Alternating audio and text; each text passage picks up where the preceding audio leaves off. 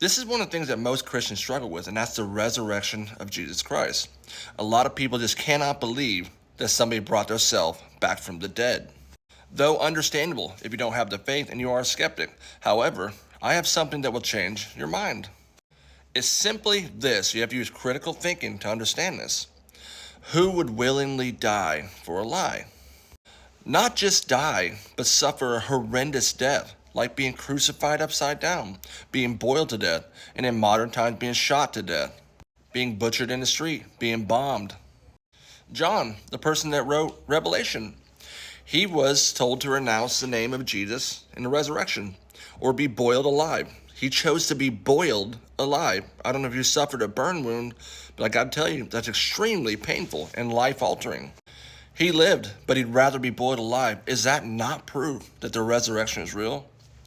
So John, having seen Jesus, the resurrected Jesus himself, being put over a pot of boiling water and be told that he was going to be boiled alive unless he told them that it was a lie. He had an opportunity to avoid this intense pain and torture.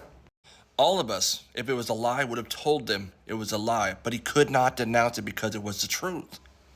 Instead, he chose to be boiled alive.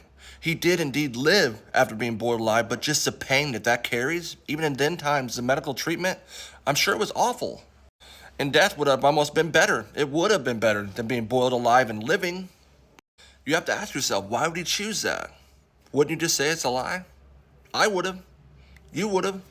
We all would have if it was a lie. But the truth is, it isn't a lie. Jesus rose from the dead. And there's proof of that throughout all the martyrs. You can just go look up all the martyrs. Some were crucified upside down, some sawed in half, some shot, some bombed. They willingly did it because they know Jesus rose from the dead. You can put your faith in that and trust that Jesus did indeed raise from the dead. And then even if we apply the logic of him being God, of course, it is not a stretch of the imagination that God himself can bring himself back from the dead. He's outside of space and time. The laws of physics, nothing applies to him because he's the creator of all things. Of course, he can bring himself from the dead. He can do whatever he wills. He's God. So that's not a stretch of the imagination either. And remember, if the tomb is empty, anything is possible.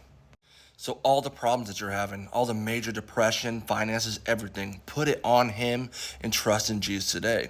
He can do anything that he wills, and he will answer you. It's just on his time. And when Jesus does it, it's always on time.